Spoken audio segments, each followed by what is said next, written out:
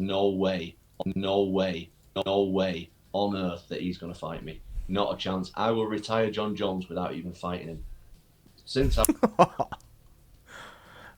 Yeah. So I guess we have UFC 317 to break down tonight. But first we'll address the elephant in the room with old Jon Jones retiring. Last night at the post-fight presser for UFC ABC 8 in Azerbaijan, Dana White got asked.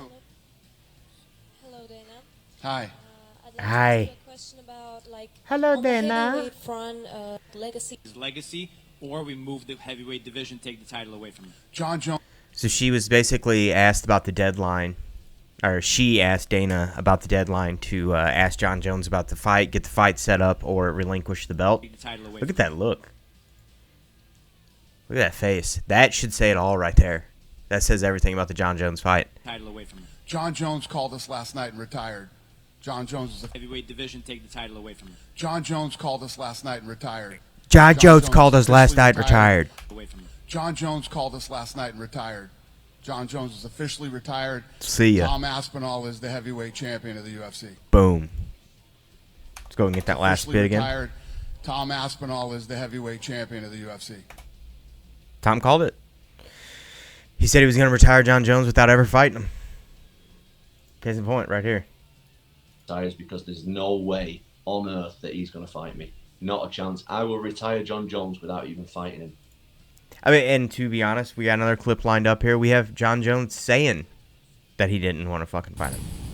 I just feel like anybody would understand at this point. Like, you know, I'll retire the heavyweight belt if I have to. It's like, dude, give the guy what he wants at the end of the day, you know? And I'm not talking to Dana directly. I feel like I'm at a place now where, you know, like I want to take what I find to be super fights. Straight up said he didn't want it. Said he didn't want it months ago.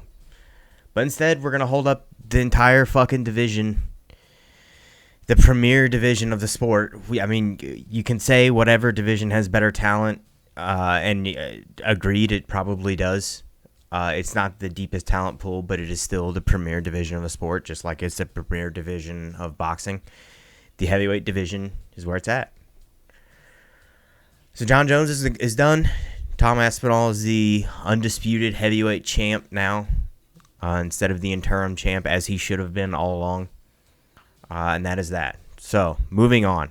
UFC 317 is this Saturday, June 28th, 9 o'clock Central Time. We got a pay-per-view. It's in the T-Mobile Arena in Las Vegas.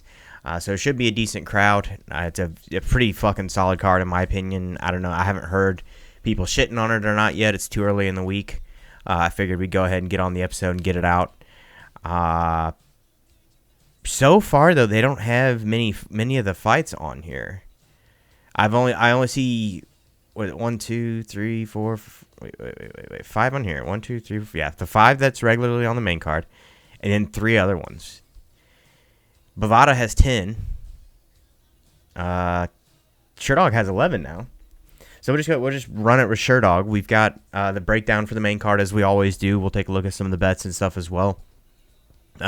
Pick out some that maybe the lines aren't out yet, but some to keep an eye on when these lines drop later in the week. It looks like old Nico Price will be fighting Jacoby Smith. Kobe from Muskogee, Oklahoma. He's 29 years old, 5'10", 170. He's got 8 knockout wins, 2 decisions. Going out there heavy-handed. I don't know much about the guy. Old Nico Price more or less doesn't have a chin anymore. What's the odds? Oh, my God. Jacoby Smith, minus 1,900 favorite. So clearly the biggest favorite on the card. I'm going to go on a limb and say that now. Well, yeah, of course, fucking UFC site doesn't even have it up yet. So I'm going on a limb and say he's the biggest. Yeah, by far. Like fucking 10 times over. The next closest one is Charles Oliveira and Ilia Topuria, which is kind of wild to think that that's that lopsided. But either way, moving on. I guess I'd take Jacoby Smith inside the distance, but I don't know a ton about him. Jonathan Deniz versus Alvin Hines. I thought they had him. Yeah, they've got him against Justin Tafa on their actual website.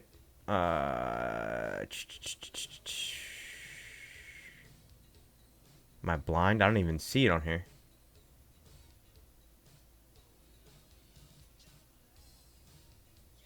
Yeah, I guess.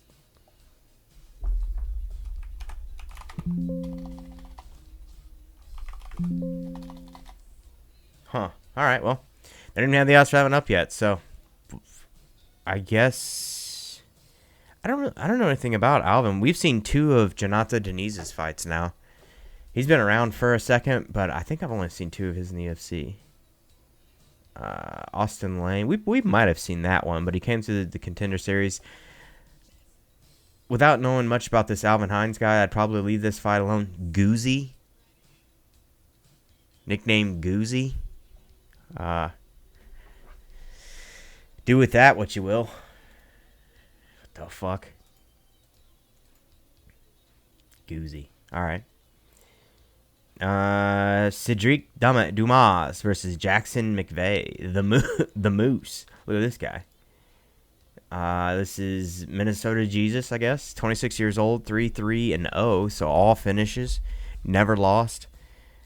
Cedric, pretty physically gifted, but very technically, like, I don't want to say he's bad. He's just got a lot of holes in his game. A lot of spots where he can be exploited.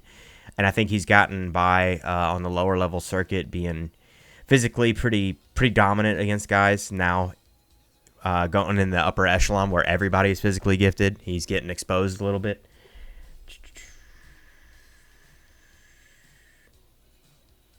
Am I blind? Is that fight not on here either? I don't see that fight on here. Jackson McVeigh. Oops. There we go. Huh. They don't have odds for that. I would go with Jackson. He's probably going to be a pretty heavy favorite, though. So probably play him inside the distance as well. Play both those guys by finish. Hell, you could parlay them both by finish. Dumbass, whatever, however you say his name, gets rocked. He does get hurt, and he's been caught, I think, a couple times by submission as well. Am I crazy? Once, okay. And who was that against? Josh Frem to guillotine choke. I don't really remember that one all that well. I just remember breaking down one of his fights earlier in the year and seeing that he'd gotten by submission, beaten by submission, and then getting out-positioned in several of the exchanges that he's been in, several of these scrambles and stuff. So I'd take old Jackson, I guess, based just off the record alone. But personally, probably going to leave that one alone. I don't know a ton about the guys. Terrence McKinney versus Vyacheslav Borshev, old Slava Claus. Both these guys pretty fun. Both of them kind of do or die fighters going out on their shields. Man, if Slava Claus can withstand the initial barrage, I actually think he'll probably win that one. He holds up a little bit better long term, I think, than Terrence McKinney does. T-Rex kind of goes out there guns a-blazing, and if he doesn't finish you right away, he seems to pretty much just fucking fall apart, get his ass beat after that. So we could definitely see that happen in this fight. Vyacheslav weathering an early storm and then coming back to win. Now, whether or not he can survive the initial barrage, wow. I would take T-Rex probably inside the distance, though the odds aren't probably going to be much better than that because most of his wins are inside the distance or he loses. It's all inside the distance or he loses inside the distance. God. 16-7. Fun fight. That could be fight of the night right there. It's probably going to go pretty quick. What's the under? They don't have it yet. I had to ditch the old pouch there. I'd probably play the under. The under 2.5 would probably be a good one. Now, the odds are probably going to be fucking stupid. Minus 350 or something like that. But either way, moving on. What's up next? Viviane Araujo versus Tracy Cortez. How old is yeah, say she's getting a little bit up there, and she's 38 years old. Tracy Cortez is late 20s. 3-4-6. She's been KO'd once, lost 5 decisions. Tracy Cortez, okay, she's a little bit older than I thought. I thought she was later 20s, but 31 years old, 1 knockout, 1 submission, 9 decision wins. Been subbed once, lost one decision. That was her most recent fight there against Rose. Then her very first fight, she got subbed. Very gritty, very tough fighter. Striker, though, technically, honestly, she's not like super, super great. She's kind of just young, physical, pretty strong, pretty gifted athlete. I would say Araujo is actually probably the more technically sound fighter. What are the odds on that? Plus 185. I think Tracy's probably going to win that by decision, but it wouldn't surprise me if you see Araujo do something goofy, some kind of grindy win, like late, kind of turn it around. Tracy Cortez gets tired, Araujo takes over. Wouldn't surprise me. But personally, I'd probably play Cortez by decision. Play the over. That would be the move. Oh my God, the over is minus 650. Well, apparently I'm not the only one that thinks the over is going to be the move. Odds makers are all over that one. Next, I think, is the Hermanson fight. We'll double check it against Sherdog. We got 6 different sources of fights here. Oh no, it's got Hyder Emil versus Jose Delgado. Hyder we've seen several times. Jose Delgado sounds familiar, but he's not ringing any bells. Okay, only have one fight aside from his fight on the Contender Series, which again I don't really watch the Contender Series. I need to. First round KO win though over Conor Matthews is no punk there. Conor Matthews is pretty tested guy. Man, Hyder Mil's so fucking durable though. Without knowing anything about the other guy, I almost want to go with Hyder. His last fight impressed the shit out of me. Want a split decision over William Gomi? We had Gomi winning that one. I thought if I remember right, we had Gomi inside the distance too. I thought he was gonna land the straight shots like a sniper there and piece Emil up, and the dog took over and Hyder Emil grinded out a pretty gritty win.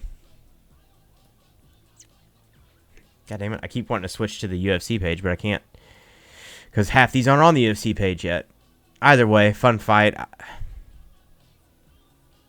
I guess Hyder maybe. What are the odds on this one? Hyder Emil plus 140. Take him. Take the dog. Take the dog. Fuck it. Next up, Jack Hermanson versus RoboCop Gregory Rodriguez. This is a fun fight, dude. Really fun fight. I think this is maybe the premier fight at the prelims. Yes, it is. Old Jack the Joker Hermanson's 37 years old, 6'1", 11 knockout wins. He's 24-8. First off, very experienced guy. 32 fights overall. 11 knockout wins, 6 submissions, 7 decisions. Been knocked out 3 times, 2 submission losses, and 3 decisions. I think one of those was it to Brendan Allen. No? Why did I think he got subbed by Brendan Allen? What are his subs here? He was subbed by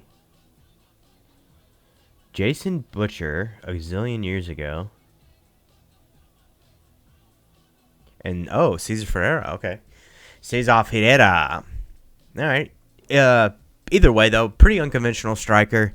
Real goofy, unorthodox style.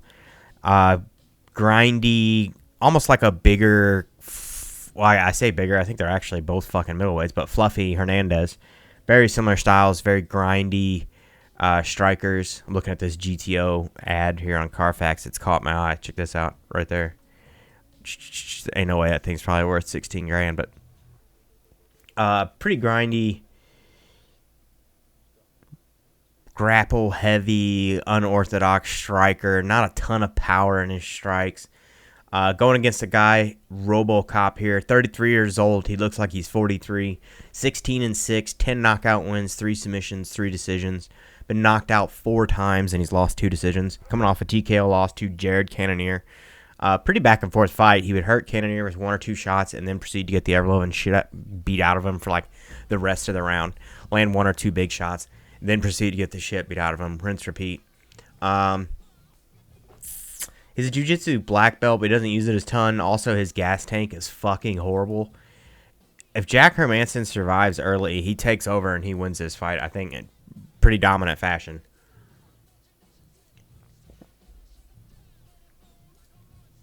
You could take RoboCop early. You could take him inside the distance, something like that. But I could see Jack Hermanson grinding it out here.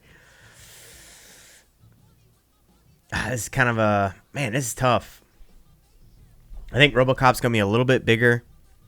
This also isn't a 5-round fight, so that actually, I think, goes back in RoboCop's favor. I'm kind of turning around now and leaning towards him. Striking-wise, they're probably pretty comparable. Jack Hermanson, he might actually have...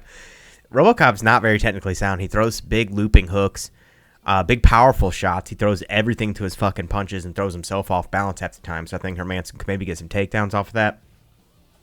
But Jack Hermanson throws decent... He's unorthodox, but he makes it work pretty well, and he's fairly clean with it, like his straight punches and stuff. He might piece up Rodriguez. I've done a whole circle like twice here. I was Hermanson back to RoboCop. Now I'm going back around to Hermanson. Fun fight either way. Just watch the fucking thing. It'll be fun. There you go.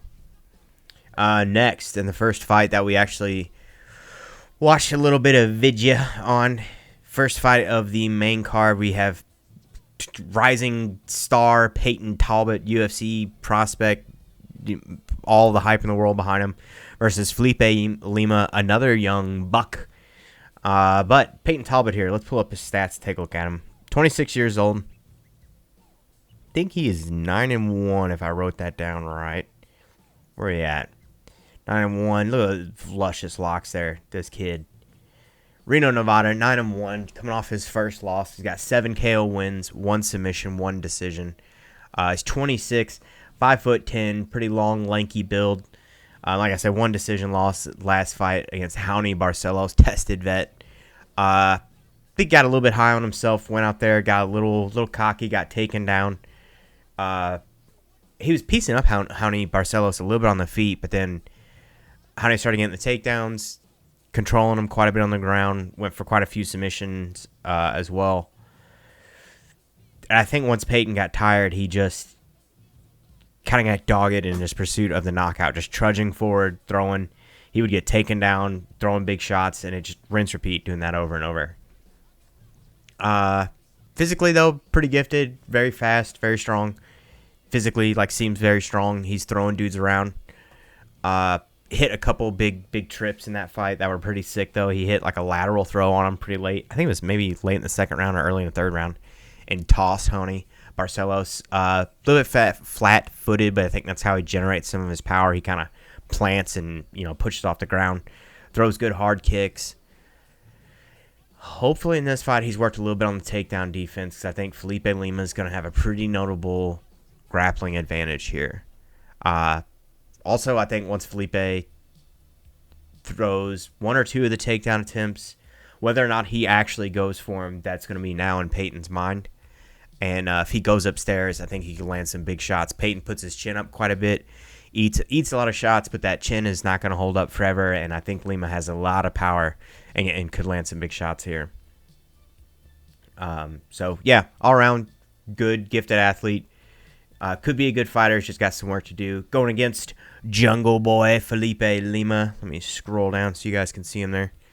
27 years old, so he's only a year older than Mr. Talbot. 14-1, so only 1 loss as well. Submission loss to Peyton's decision. I think it was...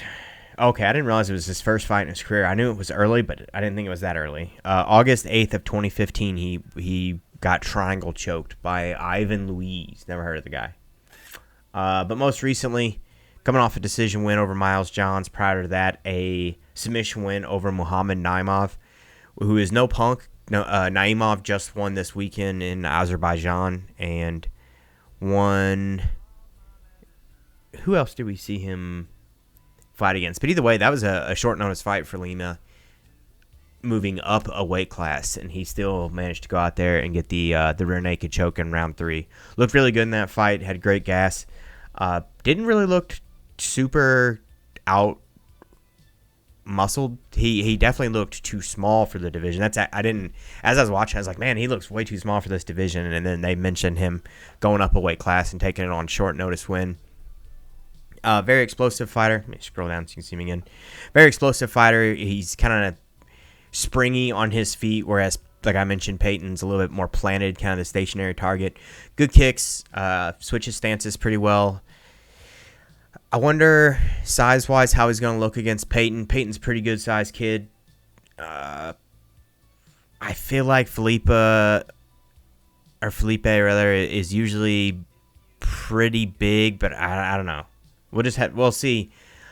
Talbot's going to definitely be taller. He's a tall, lanky kind of fighter, but size-wise, I don't know who's going to be the stronger fighter here, the more muscular build. Lima's probably a little short tank and might be able to actually kind of muscle Talbot around and get the takedowns. Man, I don't know. I'm sitting here second-guessing because Talbot's so explosive.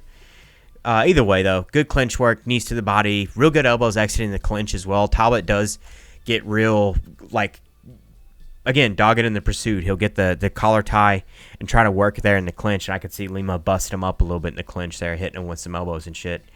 Very fast, throws good combos when he does choose to throw them. I wish he'd throw them a little bit more, though. He gets kind of stuck in the singular shots, but did seem to have pretty good cardio in that fight, again, against Naimov. So, out of the two, let me see what the odds are. I'm going Lima, minus 200. Damn, he was minus 185 earlier today when I was looking at this.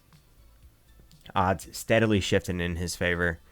I don't know, is the hype train fully derailed on Peyton Talbot now? Or is it that people are just real high on Felipe Lima as well? I don't know. Remains to be seen. But I do think Lima takes this one. Probably take him by money line. Maybe by decision. Maybe submission. They don't have that lineup yet. I would be curious to see what that is. He might get old Peyton down, take his back. Peyton gave up his back several times to Raoni Barcelos, and somebody as strong as Lima who stays fresh late in the fight, you give up your back like that. I could definitely see another RNC, considering he did it to old Naimov, who, in my opinion, is a pretty decent grappler. A very wet blanket, kind of heavy, heavy top pressure style, but did just fine. So, not bad. Next up, fun scrap. Two seasoned vets. We've got Benny Dariush versus old Money Moicano. Really fun matchup here. Benil Dariush, let me pull his stats up. 36 years old. He's 22-6. 5 wins by knockout, 8 by submission, 9 by decision. He's been KO'd 5 times now, 1 submission loss. 2 KO losses in a row. 1 a nasty fucking knee from Arman Sarukian. I think it was exiting the clinch. He may have been coming in for a takedown. I can't remember now, but Arman grabbed him and kind of pulled him down into a knee. Threw it straight up the middle, fed it to him pretty nasty, unfortunately, and slept him.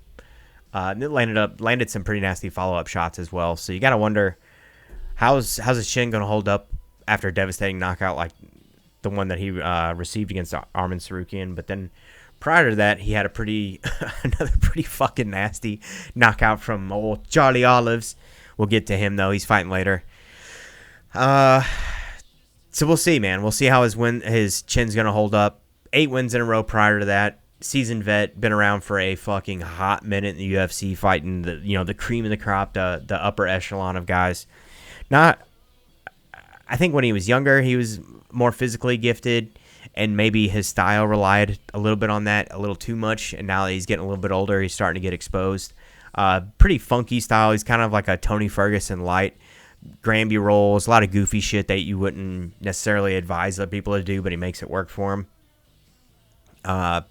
Funky style, not again in the striking dissimilar, like a really cleaned up version of like Ben Askren or something. Again with the funky takedowns and scrambling, unconventional wrestling chains, like chain of attack and defense. Again, the Granby rolls, diving over and shit like that. Good low calf kick, decent power, not like devastating power, big KO artists like Dustin Poirier or something like that. I think he lands clean, lands solid, and puts people away after a little bit of volume, gets them a little bit tired, wears on them, and then puts them away. But yeah, I'm very curious how his chin's holding up after 2 big KO losses.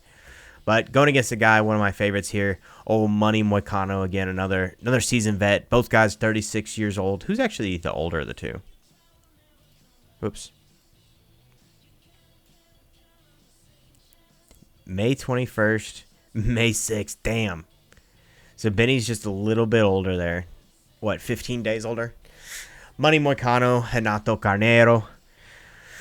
2 knockout wins, 10 submissions, 8 decisions. He's been KO'd 3 times, 2 submissions, 1 decision. Coming off a pretty quick submission loss to old Islam Makhachev.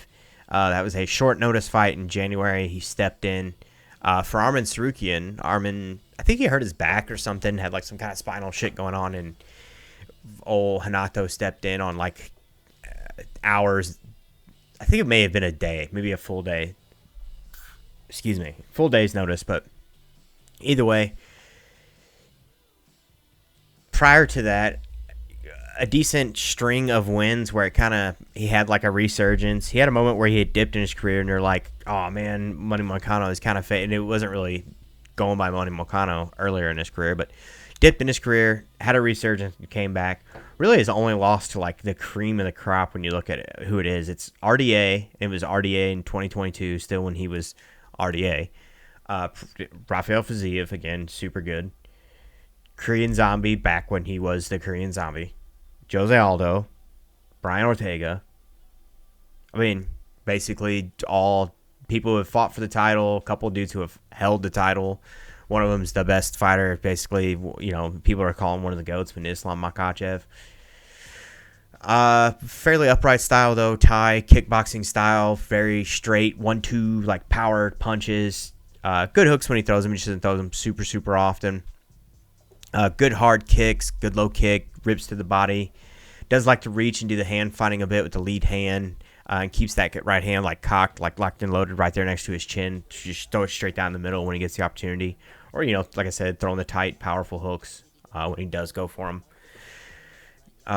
Kicks are a little slow, like a little telegraphed. I think Dariush probably going to try and catch a couple of those. He'll eat some of them. Now, whether or not they hurt him, you know, if he goes to the body and hurts him is another story. But I do think Dariush might try and catch a couple of those, go to the takedown, and take it to the ground, and then work like his kind of smothering, wet blanket, ground and pound heavy style, which I say ground and pound heavy. He's actually not like doing tons of damage. He's just very active, so they don't break him up. But it's not like he's, you know, super powerful on the ground, just knocking dudes out left and right. This is one I'm real torn on who I think's gonna win. I think Money Moicano is probably the better of the two. If he's in shape, not fighting any injuries, anything like that, he's hit like a newfound confidence. Again, you got to wonder where Dariush is chinning. If Money Moicano's got a decent amount of pop in his punches too, so if he lands clean, I think he can hurt Dariush. I think he's sneaky with his submissions. He's actually pretty clean on the ground. Jiu-jitsu black belt, positionally pretty sound. Dominates guys that are, I think, used to getting by in ways that I'm not trying to like disparage Benny's ability, because I think he's very good. I just think stylistically he got by on being real wiry, younger, you know, kind of the wrestler wiriness, shit like that, the weird style and stuff. And now that he's older, he can't pull off a lot of the stuff that he was able to pull off when he was younger. And now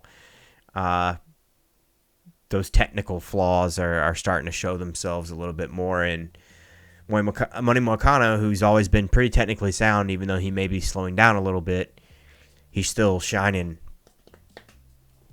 in the technical department. So I guess I'll go with that. We'll go money line, Money Moicano in this one without spending all night rambling about it.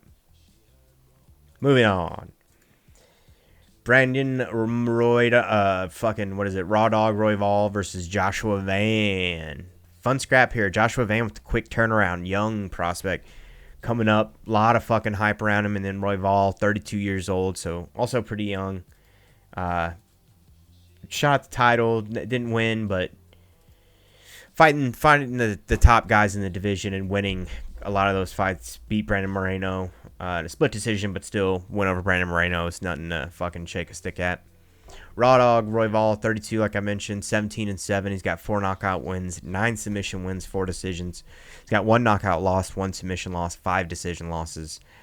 Coming off the, split decision win, Tatsuro Taira, split decision win, Brandon Moreno, and then a decision loss to the champ, Alexander Pantoja, in his shot there. Springy, southpaw, lots of kind of the lots of feints, the in and out, the up and down type shit. But he's very good at it. It's not like it's a predictable, he doesn't set a rhythm and then you can pop him on the way in or anything like that. Like, he's very good at mixing it up, making it work for him, going low, shooting high, throwing the punch low after he's pumped up high a couple times, keeping you guessing, overloading the central nervous system, the computer, as they say. Lots of feints, lots of lateral movement. Good snappy jab. Pretty good takedown defense. He's good, good balance, good hopping on one leg. We're not talking Jose Aldo levels of takedown defense, but it's pretty fucking solid. You're going to have to be a pretty good wrestler to get him down and hold him down and keep him there. Pretty okay kicks. He kind of flings him a little bit, like slaps him out there, but they're good. He's a fucking pro fighter. It's not like they're bad necessarily. It's just something you're looking at. He kind of flings him out there, lands with the end of his foot a little bit, so the power's not necessarily there where he's chopping dudes in half with him. The low kick, though, is pretty solid. He's got good counter left. Chin does come up a little bit sometimes when he's getting in some of these exchanges and he gets caught coming in or gets caught in the pocket. Got clipped a couple times in his last fight against Tatsuro Taira. He also closes his eyes a little bit sometimes, I was noticing, in the pocket, but he's fast, has a really good jab. Real good offense. Stepping left, good at pulling the hand down, then throwing his left down, or his left down the pipe over the top of it. Real good at using that lead hand, pulling down on your hand. Hand fighting with you, pumping the jab, breaking it up, mixing it up there with that lead hand. Grabbing, yanking it down, pumping the jab, slapping your hand away, feinting a little bit, touching the knee. Good wrestling, good scrambling, threats on the ground. Going against the kid here, though, Joshua Van. Real quick turnaround. I think it was Bruno Silva that he just fought. 23 years old, 14-2, so there's a 9-year age advantage for him. And a pretty comparable record there. A little bit of an experience advantage to Royval, but not a ton. God, October 10th, 2001 was when this dude was born. TKO win over Bruno Silva. And then, 3 decisions? Yeah, 3 decisions prior to that. And then a KO told Charles Johnson prior to that. But seems like he's cleaned his style up a little bit since the old KO to Charles Johnson. Likes the shootout, likes the exciting fight. Last fight was pretty composed, though. Really pumping the jab, chopping with the low kick. Good hip sprawl against Ray Saria, who was nonstop going for the takedown. Did not like getting caught in the exchange. Seems to have really good power, really good forward pressure. Speed-wise, you might give the power... if you're going to give the power advantage to Joshua Van, you might give the speed advantage to Raw Dog. He's very fast, really, really quick jab. I don't know. I think he's a little more springy, a little more of the lateral movement and stuff than Joshua Van as well. But Van's got really good movement as well, man. This is a tough one. I'd probably honestly leave this one alone. Van has quite an age advantage at plus 105. You could take the slight dog in what is effectively a toss-up fight to me. Royval's been fighting the best in the division, though, so he's got, I guess, really a quite an experience advantage when you consider that he has a few more fights and the level of that competition is significantly higher than what Joshua Van has been fighting. Man. I almost think Royval gets it done. Picks him apart, stays away from him, lands shots, but Van's so fast and he hits hard as well, man. I'm leaving it alone. I'm sitting out on this one for the sake of picking, because I always try to pick one for each breakdown. I take the over 2.5. And I'm going Joshua Van. Fuck it. Let's go with the young buck. Let's go with the young gun. Yeah, Joshua Van. Number 11 against number 1 in the division. Does he? Yeah, he gets it done. We're going that way. Moving on. The first title fight of the evening. Co-main event of the evening. We have one of my favorite champs, Alexander Pantoja, the Cannibal against Kai Kara France, New Zealand's own. Let's pull up their stats here. Mr. Pantoja is getting a little bit up there in age. 35 years old, 29-5, 8 knockout wins, 11 by submission, 10 by decision. And he's only lost by decision, never been finished. Been hurt, been wobbled, but this guy's fucking willpower is just next level. Coming off an RNC win, technical submission. I don't know why I call it technical submission, but RNC win over Kai Asakura. Was it because he choked him unconscious and they pulled him off? I don't know. Either way, welcomed Kai Asakura into the division with an immediate title shot and immediately choked him out. Second round. Built like brick shit house, though. The Cannibal is a pretty fitting name. He's a very aggressive style, very forward, relentless, pressure, heavy, just dominant style, dude. I love it. Not a boring fighter in any sense. Grappling's a little bit different than Merab, a little more jiu-jitsu based, not the crazy wrestling like judo takedowns. Kind of. He does do some wrestling takedowns, though. He actually has a somewhat wrestling style, but Merab has these like big high energy takedowns and stuff, and Pantoja's doing a lot of like low doubles, trips, shit like that, and then getting you on the ground in very wet blankety style. I think Pantoja actually has a little bit better control on the ground, a little bit better of the jiu-jitsu, like feeding the legs in and trip you up and stuff as well. Really good chin, good striking, a little reckless with the striking, and he also gets caught a little bit. The chin, the only reason I'm mentioning it is because it gets tested. He gets caught a lot on the way in. Kind of leaves it up a little bit and just presses forward. Eats these shots like they're fucking nothing, shakes them off. It just starts winging punches at you, hooks over the top.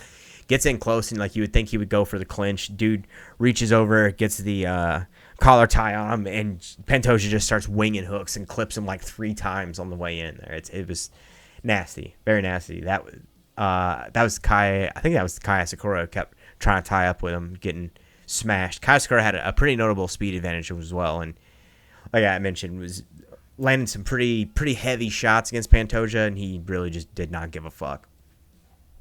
Going against the guy, Kai Kara France, a little bit younger, not a huge age discrepancy here. He's 32 years old, so 3 years younger than old Pantoja.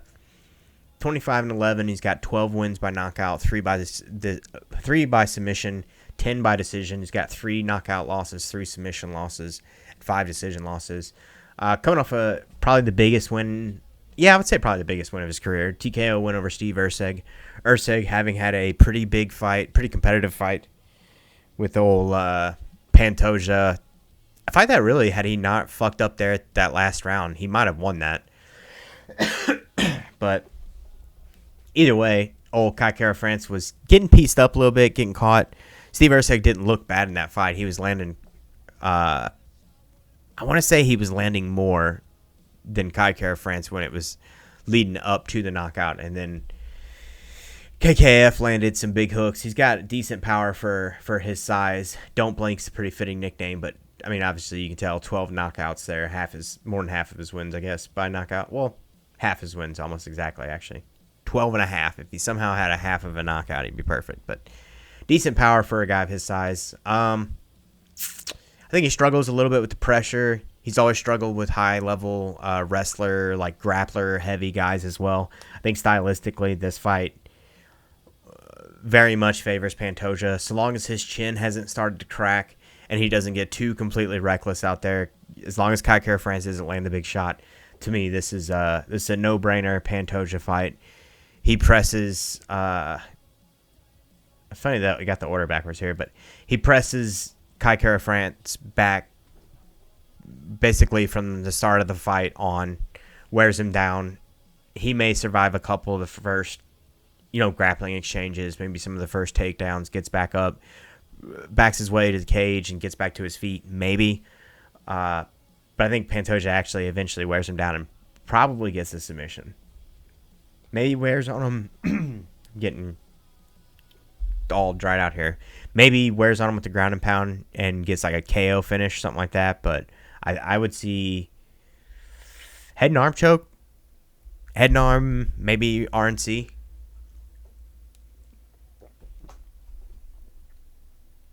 Probably RNC. We don't have. I take the no. Take the under. No, under 3.5, maybe. That might be pushing it a little bit, but the not going the distance would be what I was thinking that was. Either way, moving on, the main event of the evening, we have Ilia Topuria versus Charles Oliveira for the vacated lightweight title. Islam Makhachev, former lightweight champ, vacated the belt and moved up. He will be challenging Jack Della Maddalena for the welterweight strap at some point. I feel like they were saying maybe September or something like that, but you would think they would have already announced it if that was the case. So maybe they don't have it yet. But either way, he'll be challenging for the welterweight belt, vacated lightweight, and now Ilia has moved up, vacated his strap, moved up. Now will be challenging for the lightweight strap against Mr. Do Bronx, Charles Oliveira, who has challenged for the belt as well a couple times, held the belt for a minute. One fight, basically. I don't even think he defended it, if I remember correctly. Ilia Topuria, 16-0, undefeated, 28 years old. Dude is built like a brick shithouse. Not a huge guy like in height, but he's very wide, built very powerfully. He's like a squat, wider guy. Great wrestling, obviously great boxing. 16-0, as I mentioned, 6 knockout wins, 8 by submission, 2 decisions. Most recently coming off 2 knockout wins. This one pains me over 2 of my favorite guys, Max Holloway and Volkanovski. Both last year, February and October of last year. That one hurts me. Arm triangle, fucking Bryce Mitchell, which is pretty impressive given that Bryce Mitchell is a jiu-jitsu guy. But I also think Bryce Mitchell is a guy who's gotten by on being pretty physical when he was younger, and now his technical holes are getting exposed a little bit. Josh Emmett survived some pretty crazy exchanges with the hardest puncher in that fucking division, one of the hardest punchers in the sport, Josh Emmett. So you can't say enough about the guy. He's just got really no holes in his game. Great striking, great grappling, good wrestling base. He has good judo-like takedowns, good hip throws, shit like that. Always seems to be in balance in the striking in the pocket. Not really throwing himself off balance, even though he's throwing these huge, powerful hooks and shit. Good jab. He's got the hand always kind of cocked there, ready to go. A little arrogant. That maybe will be his undoing. He may get a little over cocky and eventually get caught and exposed by somebody. He was getting caught by some of the straight shots that Volkanovski and Max Holloway were throwing, and Charles Oliveira has some pretty nasty straights. But really, I don't see any real holes in Ilia's game. But he's going against the man here who, if anybody can get it done, one of the most volatile fucking finishers in the sport, Charles Oliveira do Bronx. 35 years old. He's 35-10. Just insane amount of experience. 45 fights. 10 by KO. 10 wins by KO. 21 wins by submission. 4 by decision. He's lost 4 times by knockout, 4 by submission, and 2 by decision. Most recently coming off a decision win to Michael Chandler. A split decision loss to Arman Sarukian prior to that in a very fun fight, very back and forth. Then a TKO win over Benil Dariush prior to that. Charles Oliveira, though, very upright Muay Thai type fighter, not dissimilar to Renato Moicano in that sense. Really good, strong, straight punches. Decent hooks as well. Good in the clinch, real hard knees, really fucking hard elbows. His clinch game is nasty, very nasty. I think that's actually where he might land something on Ilia Topuria. He'll going for those shots. He might get thrown, might get dumped right on his head because Ilia throws people so fucking hard with his judo throws and stuff. But I do think if he lands clean there, he might hurt Ilia. Of course, though, great submissions, dangerous off his back as well as on top. Sometimes loses positions going for crazy submissions and shit like that.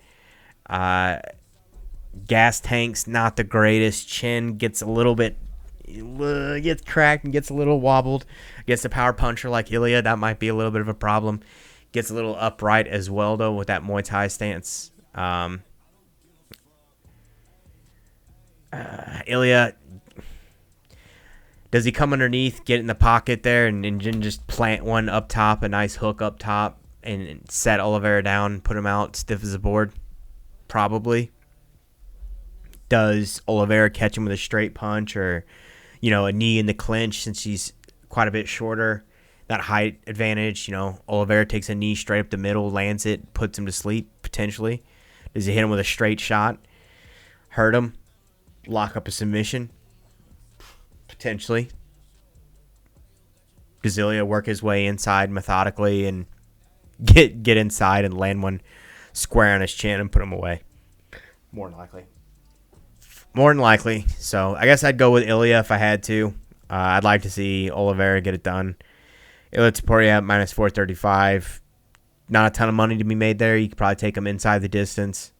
I do think he'll probably get the finish, unfortunately. 5-round fight. Oliveira fades. Ilia seems to have pretty good staying power.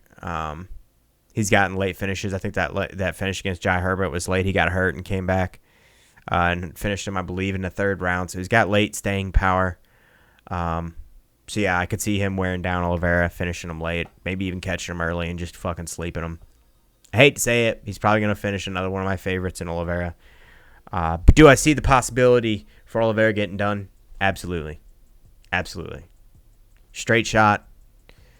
He's got a very nasty clinch game. Of course, insane submissions. And one more time before we get out of here. Retires because there's no way on earth that he's going to fight me. Not a chance. I will retire Jon Jones without even fighting him.